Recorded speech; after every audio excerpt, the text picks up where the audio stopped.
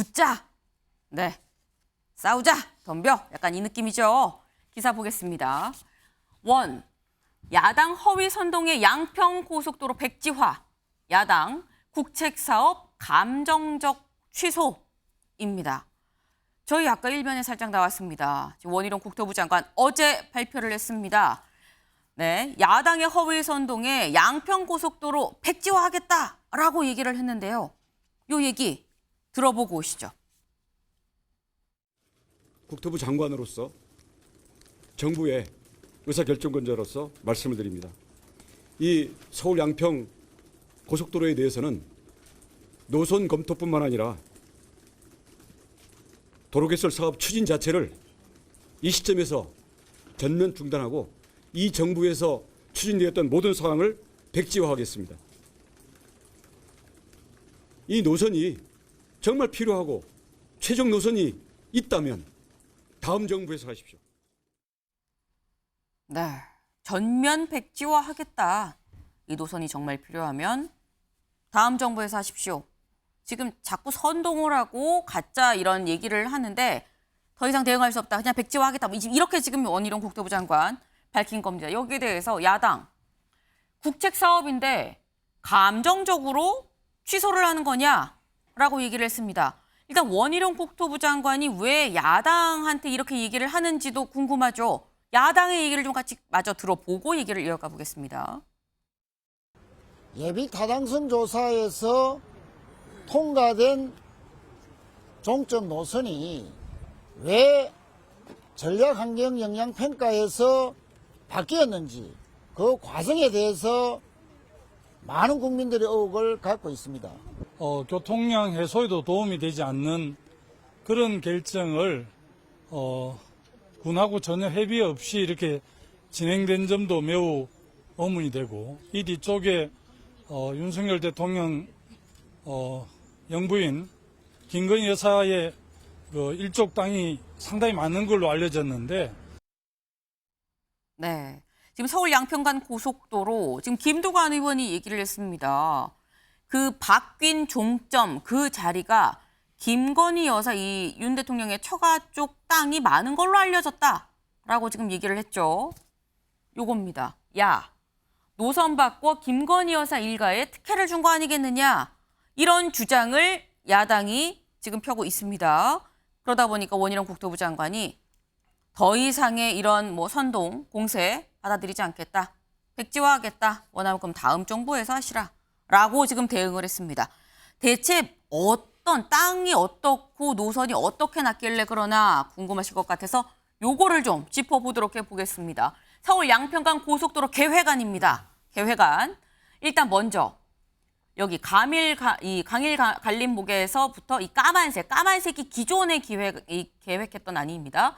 쭉 가서요. 여기에서 위로 올라가서 팔당호 거쳐서 위로 여기 양평 갈림목 요쪽 수도권 제2순환고속도로 여기에서 맞붙는 요 까만색 27km 이게 기존 계획안입니다.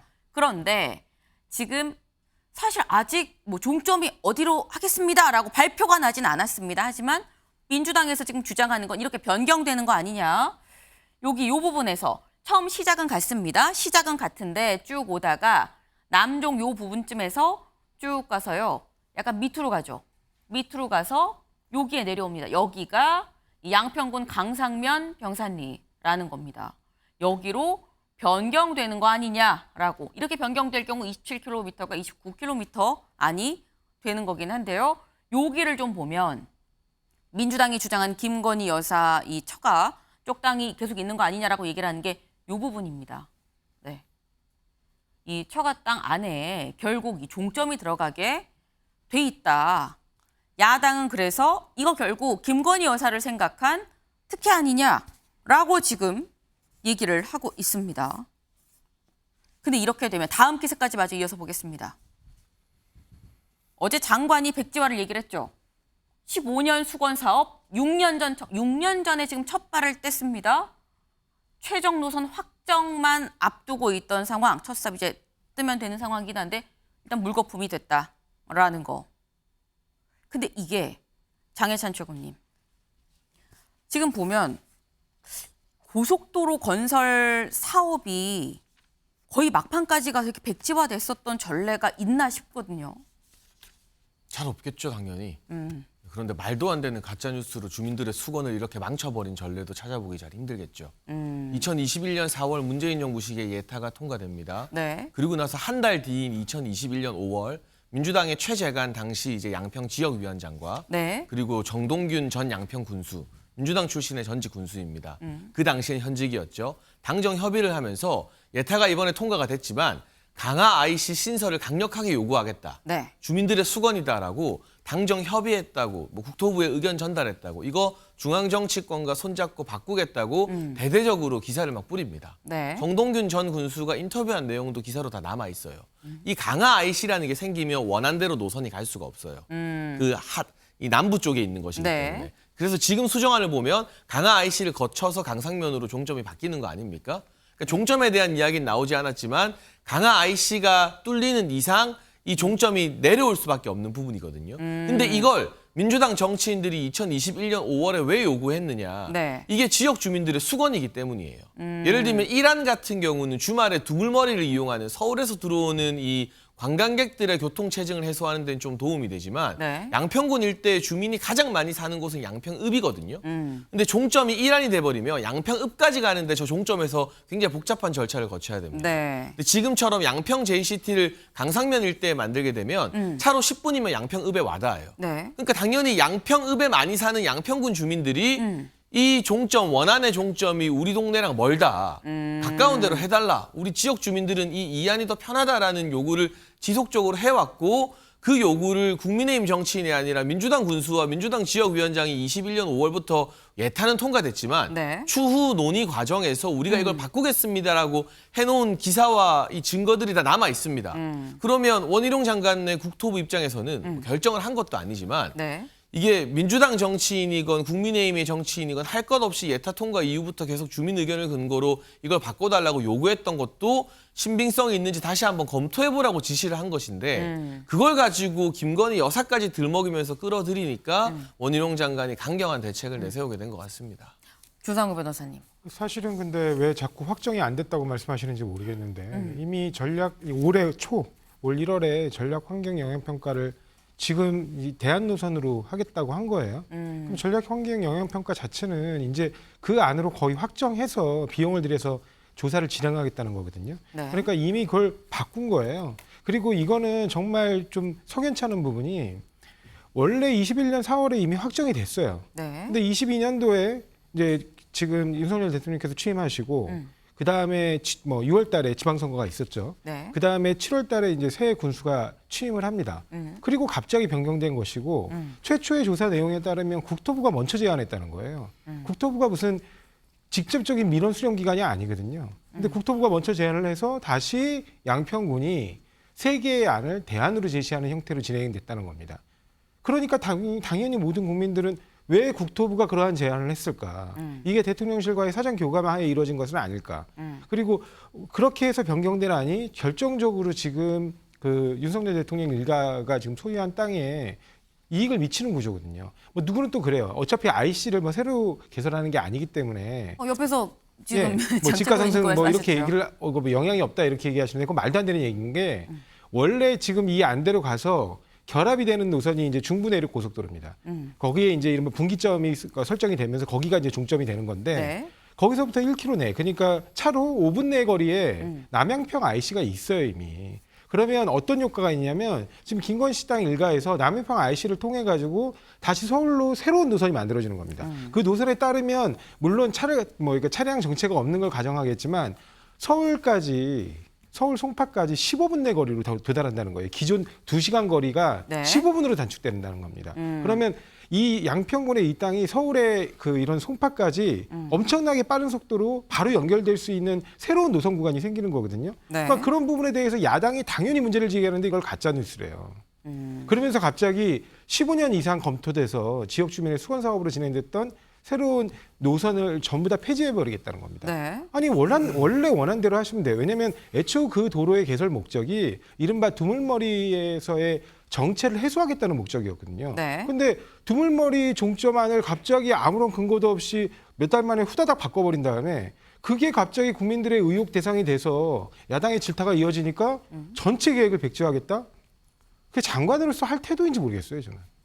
네, 굉장히 지금 세게 비판을 하셨습니다. 이거 장관으로서 할 태도냐라고까지 말씀을 하셨는데 사실 지금 15년 뭐 수건 사업, 6년 전 촉발. 근데 지금 일단 백지화가 됐습니다. 말씀처럼 굉장히 좀 이례적인 일이죠. 이례적인 일인데 그래서 기자들이 원희룡 국토부 장관한테 사회적 비용에 대해서 한번 물어봤습니다. 뭐라고 얘기했는지 들어보고 오시죠. 저희는 한 단계 더 나아갑니다. 사업 추진 자체를 전부 백지화합니다. 백지화하는 건 알겠는데 지금 문제가 중간에 바뀐 이유를 지금 궁금해서 기자들이 물어보는 거예요. 팩트에 대해서는 저희들이 모두 설명을 하고 근거 자료를 다 제시를 하겠습니다. 지금 민주당의 선동 프레임이 작동하는 순간은 더 이상은 그 거리를 주고 우리가 국력을 낭비할 수 없습니다. 그럼 장관님 지금까지 들어간 사회적 비용의 책임은 민주당에게 있다 이런 취지이신 건가요? 그건 국민이 판단하실 겁니다. 네. 지금 민주당의 선동 프레임에 더 이상 휘말릴 수 없다. 팩트에 대한 건 모든 자료를 제시하고 설명을 하겠다라고 얘기를 했습니다. 근데 그럼 김상일 위원님. 예. 그러니까 국민들이 이렇게 정쟁하고 싸우고 하는 걸 보느니 안 하는 게 낫겠다고 판단을 하지 않겠느냐라는 생각인 걸까요? 아니면 비판이 있어도 안고 가겠다라는 걸까요? 글쎄요, 이게 뭐 정치적 어떤 승부수 뭐 이런 것 같은데요. 국가 정책하고 예산 사업은요, 그렇게 정치인들이 자기 정치적 수로 쓰는 거는 저는 아니라고 생각합니다. 이 사업에 제가 뭐 재정을 굉장히 오래 했기 때문에 저도 이해가 안 되는 부분이 뭐냐면 도로의 정의를 어떻게 하십니까? 도로는 시점과 종점으로 그 도로를 정의하는 거예요. 네. 종점이 바뀌면은요, 그거는 기본적으로 법상으로는 아니겠지만 그동안의 예산 심의 원칙상 이거는 새로운 사업으로 보는 게 맞는 거예요. 그래서 여기까지를 하기로 했는데 일로 늘어났다면 요 구간은 네. 지방도로 지방에서 해결하든가 해야 되는 거지. 좀 전에 장해찬 최고위원이 얘기한 것처럼 이런 게 더 좋은 게 있으니까 이렇다. 그건 지방 논리예요. 그 지방 논리를 가지고 처음에 예타를 했으면 그 예타 통과 못 했을 겁니다. 예타 통과라는 거는 종합적인 중앙 정부의 논리입니다. 네. 그래서 처음에 그렇게 강상면이 좋은 아니었고 BC에도 그 도움이 되는 거였고 그래서 예타가 통과하는데 당연히 도움이 되죠. 경제적으로 좋으면. 그럼 왜 처음부터 예타 통과할 때 그걸로 안 했을까요? 그걸로 하면 다른 안 좋은 요소들이 있고 그리고 예타가 안 나오기 때문입니다. 더더군다나 이 사업은요. 처음부터 경제성이 없어서 그 AHP라고 해가지고서 정치적인 요인까지 집어넣어서 그 해가지고 0.5를 넘긴 거거든요. 그러면 애시당초 양서면으로 가는 걸로 모든 것이 다 정해져 있었다는 거예요. 노선의 조정이라는 건 뭐냐? 그 중간을 변경시키는 걸 의미하는 것이고요. 종점이 바뀌는 사례는 제가 볼 때는 어마어마하게 큰 명분이 필요합니다. 뭐냐? 종점 지역이 가격이 너무 올라가서 비용이 너무 올라가서 네. 싼 곳을 찾아가지 않으면 이 사업을 못 할 때 이럴 때나 바꾸는 거지 비용이 더 드는데 갑자기 종점이 바뀐다 이건 뭔가 특혜나 힘이 작용했다는 의혹을 제기할 수밖에 없는 거죠. 그리고 그런 걸 해소하는 거는요 정부가 해야 되는 겁니다. 네, 장해찬 최고님. 제가 방금 전에 나온 따끈따끈한 단독 기사 하나 소개해 드리려고 손을 들었는데요. 네. 어제까지만 해도 네. 예타가 확정된 이후에 고속도로 노선이 변경된 사업이 2건밖에 안 된다는 보도가 나왔습니다만 네, 네. 이 국토부에서 입수한 자료를 통해서 예타 제도가 도입된 1999년 이후에 이 고속도로가 신설된 게 24건이고요. 네. 이 중에 무려 14건이 타당성 평가에서 시작점과 종점이 변경된 사례가 있다고 합니다. 그럼 산술적으로 봐도 뭐 김상희 평론가님 말씀도 예산 전문가니까 당연히 일리가 있는 말씀입니다만 99년도 예타제도 도입 이후 24건의 고속도로 신설 사업 중에서 절반이 넘는 14개가 예타 이후에 시작점 또는 종점이 바뀌었다는 거예요. 네. 그러면 과연 이것만 과연 유별난 사례라고 볼 수 있느냐? 그리고 여기 이제 구체적으로 목포 광양부터 최근 사이는 이제 계양 강화 노선까지 14개에서 시작과 종점이 예타 이후에 바뀐 사례들 보면 네. 바뀐 이유가 무엇이냐? 지역 민원이 대다수예요. 지역에서 이거 지금의 예타 결과는 우리 지역의 어떤 여러 가지 상황과 맞지 않다라고 계속 요구를 해서 바뀐 게 무려 14건이나 된다는 점을 미루어 보면 네. 이 사례가 유독 도드라지거나 유별난 사례는 아니라는 하나의 증거가 될 것 같습니다. 네. 제가 그 김상일 위원님. 14개의 사업을 다 들여다보지 않아서 여기에서 저런 얘기를 하는 게 저는 맞을지 잘 모르겠습니다만은 아까도 제가 말씀을 드렸지만 도로는요. 예를 들어서 생각해 보세요. 한 지역에서 어떤 지역으로 갈 때 초입에다 그걸 놨어요. 네. 근데 이게 예타가 통과됐어요. 네. 근데 그 지역 입장에서는 이거 어디까지 가져가고 싶겠어요? 더 연장해서 최대한. 가져가고 싶겠죠? 네. 그럼 앞으로는요, 예타가 의미가 없어지는 거예요. 그래서 그 14개가 되는지도 찾아봐야 되겠지만 그 14개가 바뀌었으면 그 이유도 찾아봐야 되겠고요. 아까도 제가 얘기했지만 비용이 늘어나는 방향보다는 비용을 줄이는 방향으로 바뀐다는 걸 말씀을 드리고 싶습니다. 네, 김종혁 위원님. 근데 보면 이게 2021년 4월 달에 이제 예타가 통과가 됐잖아요. 되고 난 다음에 곧바로 이제 민주당의 그 군수와 정치인들이 이거 바꿔달라. 네. 공개적으로 요구하겠다. 이런 식의 기자회견을 하면서 반발을 했고. 네. 그다음에 마침 또 김성교 의원이 본인이 이제 양평군수 출신이기도 하고 네. 국토위에 있었잖아요. 근데 이건 국민의힘 소속이셨단 말이에요. 그러니까 이분도 그 말이 맞아. 좀 바꿔줘야겠어. 라고 얘기하면서 어떻게 보면 야당과 여당의 어떤 이해관계가 거의 일치된 거예요. 그래서 그런 논의가 시작된 건데 저는 좀 궁금하게 생각하는 게 이게 그 대통령이 취임한 게 작년 5월이잖아요. 그런데 지금 민주당이 주장하는 거대로 하자면은 야, 그 주변에 김건희 여사 땅 있는 거 보니까 분명히 무슨 청와대와 김건희 여사나 대통령이 압력을 행사해서 그걸 바꿨을 거야. 라는 식의 뉘앙스로 공격을 계속 해대고 있는 거 아닙니까? 근데 대통령이 자기가 당선되자마자 야, 그 공개적으로 돼 있는 노선을 우리 가족이 있는 땅이 있으니까 글로 바꿔.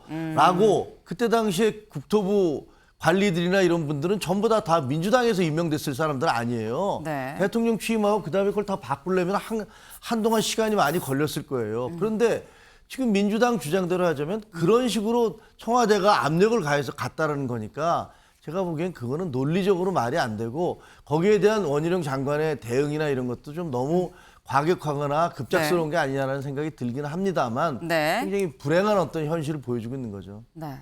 지금 원희룡 장관에 대해서 말씀을 하셨는데 이번 결정 혹시 원 장관이 좀 즉흥적으로 한 거 아니냐라는 얘기도 나옵니다. 기사 볼까요?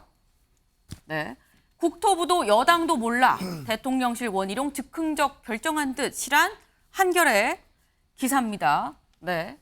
지금 여기 보면 김 여사 일가 특혜 의혹 확산에 대통령실 장관을 앞세웠을 가능성이 있는 것 아니겠느냐. 국토부 사업 철회 맞습니까? 설왕설래 국힘 내 백지화까지는 생각을 못했다라는 얘기도 나옵니다. 일단 국토부 그리고 여당이 왜 몰랐던 것이냐. 그렇다고 한다면 대통령실과 원희룡 장관이 서로만 얘기를 하고 좀 즉흥적으로 결정한 거 아니겠느냐라고 했는데 여기에서 최상목 경제수석이 이렇게 얘기를 했습니다. 뭐라고 했느냐. 지역 수원 사업인데 근거 없는 주장으로 정쟁에 휘말리는 걸 원 장관이 안타깝게 좀 생각을 한 것 같다. 말씀한 부분 대통령 지시가 있었나라는 이 부분 여기에 대해선 제가 구체적으로 잘 모르겠다라고 얘기를 했습니다. 뭐 진행 상황은 알고 있지만 그게 대통령 지시였는지는 모르겠다라는 건데 장혜찬 최고님. 이 사안 관련해 갖고 대통령실이 크게 개입을 지금 안 한 것 같은 느낌으로 지금 경제수석 얘기를 했거든요. 대통령실이 잘 몰랐을까요, 이 사안을? 네, 기본적인 상의는 했겠죠. 네. 그리고 오늘 아침에 방금 전 원희룡 장관이 라디오 인터뷰 출연한 걸 보니까 국토위 여당 간사와도 논의를 했다고 합니다. 그런데 이게 워낙 전격적인 발표이다 보니 네. 이게 좀 충격 효과가 있었던 것 같고요. 애초에 아무 언급을 어떻게 당이나 대통령실과 안 하겠습니까? 다만 이 책임의 어떤 주체, 책임의 결정은 자신에게 있고 장관으로서 이후 거취를 포함해서 이번 결정에 대해서 책임을 지겠다라는 의사를 아침에 라디오 인터뷰에서 원희룡 장관이 분명히 드러낸 만큼 이후의 여론 추이를 한번 지켜보고 또 이 논의가 어디로 흘러가는지를 바라보고 판단을 할 것 같습니다. 이 현재는 양평 군수가 국민의힘 출신으로 바뀌었는데요. 네. 어제 또 기자회견을 하고 성명을 내면서 가짜뉴스 때문에 지역의 수건 산업이 무산된 것을 받아들이기 어렵다라고 말한 만큼 이게 무분별하게 의혹을 제기하는 정쟁으로 가거나 또는 그 의혹 때문에 완전히 이제 이걸 뭐 안 하겠다라는 일단 충격요법이 나왔습니다만 이게 저는 끝이 아니라 이 논의를 좀 정리해가는 한 과정이나 과도기라고 생각을 하고 있는데 이 부분에 대해서 여야가 뭐 대화를 하면 대화를 하고 국토위에 의원들이 있지 않습니까? 그럼 국토위원장과 국토위 간사 주제로 뭐 긴급 비공개 면담을 한다던가 해서 네. 좀 양평 주민들을 위한 해결책을 찾았으면 좋겠어요. 근데 방금 나온 기사를 또 보니까 민주당에서 이제 이 고속도로 백지화 결정한 원희룡 장관에 대한 탄핵 추진한다는 단독 기사가 나왔거든요. 이게 또 민주당이 반박할지 어떻게 할지 모르겠는데 네. 이런 식의 강대강으로 가게 되면 이게 풀리지가 않아요. 그리고 장관이 이 결정했다고 해서 이게 탄핵 사유에 해당되는 것도 아니고 그냥 임기 공백만 길어지고 원희룡 장관만 더 키워주게 되는 거고. 네. 그러니까 지금 서로의 입장이 첨예하게 갈리고 강대강 대치로 가지만 이럴 때 역할을 하라고 국회가 있는 거니까 국토위원장과 국토위 간사가 장관도 들어오라 하고 민주당과 국민의힘도 들어오라 하고 양평 네. 군수도 들어오라고 해가지고 필요하다면 전직 양평 군수 민주당 사람이었던 정동균 전 군수도 들어오라고 해서 밤샘 토론은 뭘 하든 좀 해결책을 찾아가는 모습을 보여주면 좋겠습니다. 네, 좀 강대강으로 넘어가면 안 된다라고 말씀을 하셨습니다.